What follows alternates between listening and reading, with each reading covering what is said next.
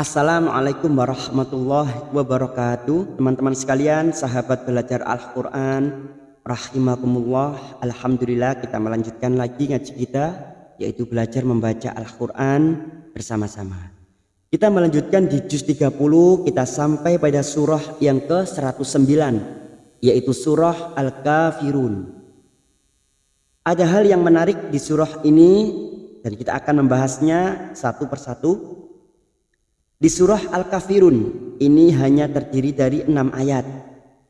Tetapi perlu kita ketahui ada sebagian ayat-ayat yang hampir-hampir sama pada bagian kata depannya atau kalimat depannya. Dan bahkan ada yang sama persis seperti ayat 3 dan ayat 5. Kita lihat. Nah, ayat 3 sama persis dengan ayat 5. Sehingga biasa yang terjadi terkadang jika jarang membaca surah Al-Kafirun ini pasti akan berputar-putar. Nah, tidak hanya itu, kita juga akan menguraikan semua kaidah hukum bacaannya. Di surah Al-Kafirun ini banyak terdiri dari bacaan mad jaiz, munfasil, mad arid li sukun, qalqalah kubra dan lain-lain. Marilah kita awali dengan baca ta'awud dan basmalah. A'udzu billahi minasy syaithanir rajim. Bismillahirrahmanirrahim. Qul ya ayyuhal kafirun. Pada ayat yang pertama, ujung ayat atau rasul ayat terdapat tanda waqaf mamnu, ya. Nah, dalam alif ini di ujung ayat atau rasul ayat, artinya di sini kita bisa menggabungkan dengan ayat berikutnya. Contoh, qul ya ayyuhal kafiruna la a'budu ma ta'budun. Sama halnya di surah Al-Qari'ah.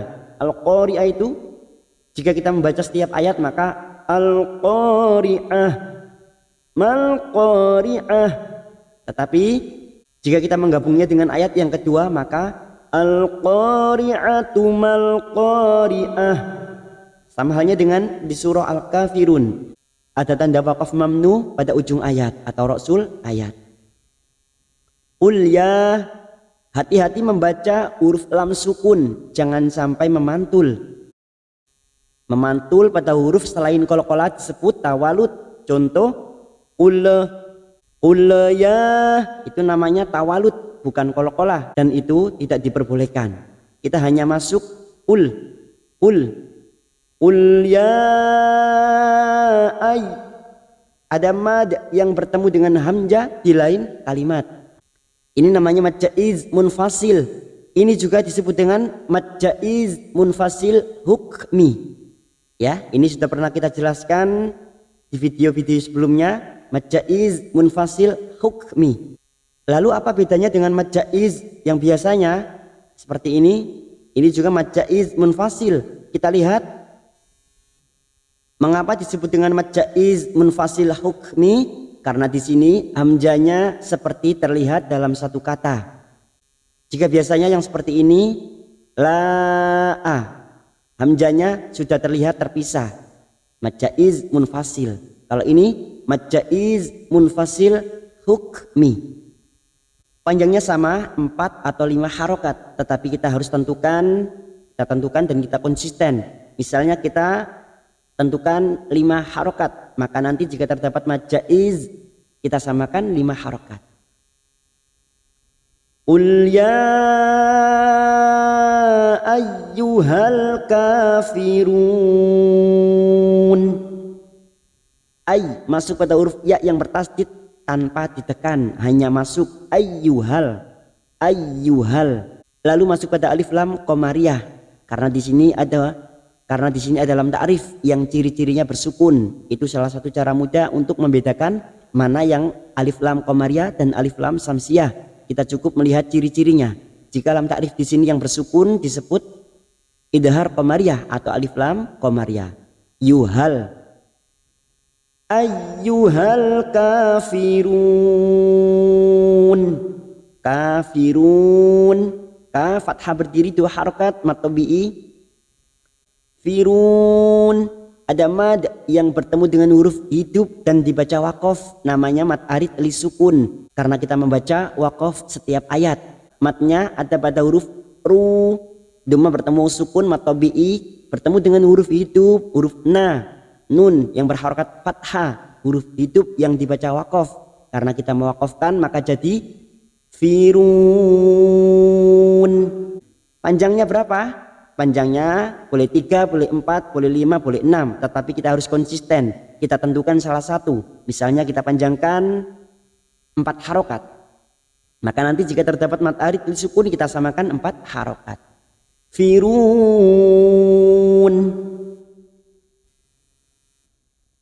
La a'budu ma ta'budun. La, ini mad yang bertemu dengan hamzah di lain kalimat mad jaiz munfasil. Mad jaiz munfasil kita panjangkan, kita samakan dengan yang tadi 5 harokat, maka kita samakan 5 harokat. La a'budu ma ta'budun. Hamzah yang bertemu ain, karena huruf ain ini memiliki sifat tawasud, maka bunyinya a'budu ma fathah diikuti alif 2 harokat kita panjangkan. Ma huruf ain lagi yang memiliki sifat tawasud, ta'budun, dun mad arid li sukun karena ada mad yang bertemu dengan huruf hidup dan dibaca waqaf. Kita samakan dengan yang ayat pertama tadi, 4 harokat kita panjangkan. Wala antum abiduna ma a'bud. Wala, ada mad yang bertemu dengan hamzah di lain kalimat mad jaiz munfasil, kita samakan 5 harokat. Wala, nun sukun bertemu ta ikhfa hakiki, ini juga disebut dengan ikhfa aqrab karena makhrajnya yang dekat dengan nun, ya, pada ujung lidah. Antum maka disebut dengan ikhfa aqrab. Tetapi jika teman-teman bingung maka kita ringkas menjadi satu, yaitu ikhfa hakiki. Bertemunya nun sukun atau tanwin dengan 15 huruf ini disebut ikhfa hakiki. Antum, mim sukun bertemu ain idhar safawi, kita baca jelas tanpa mendengung. Mim sukun mendengung hanya bertemu dengan 2 huruf, yaitu huruf mim dan huruf ba. Selain bertemu dengan 2 huruf ini maka dibaca jelas. Mim sukun bertemu ain idhar safawi, dibaca jelas tanpa mendengung. Tum abidu, huruf ain jangan samakan dengan hamzah. Kita panjangkan 2 harokat fathah berdiri. Abidu, duma bertemu sukun 2 harokat. Dunama, ma ada mad yang bertemu dengan hamzah mad jaiz munfasil, 5 harokat kita panjangkan. Ma a'bud, huruf ain memiliki sifat tawasud, a'bud. Dan kita waqaf, terdapat huruf dal yang mati di akhir kalimat dan dibaca waqaf, namanya qalqalah kubra. Kita pantulkan dengan kuat, a'bud, a'bud. Wala ana 'abidum ma 'abadtum. Wala ada mad yang bertemu dengan hamzah di lain kalimat mad jaiz munfasil, 5 harokat kita samakan dengan yang tadi. Ana 'abidum, di sini huruf nun fathah diikuti alif sudah tidak berfungsi sebagai mad karena ada tanda sifir di atas. Ana 'abidum, huruf nun kita baca pendek. Ana 'abidum, ana 'abidum, ya, huruf nun kita baca pendek, bunyinya ana ain fathah diikuti alif 2 harokat.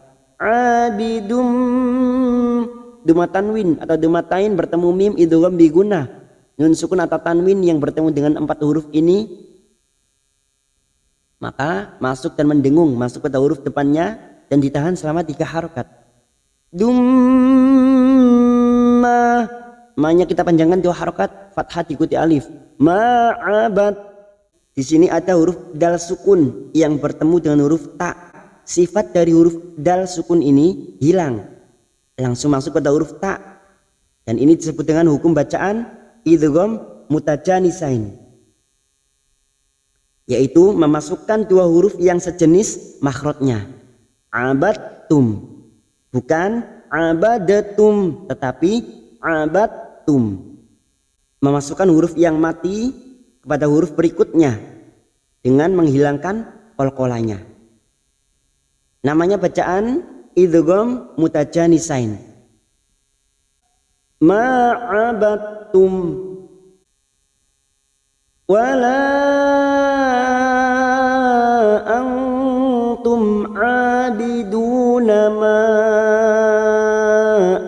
a'bud.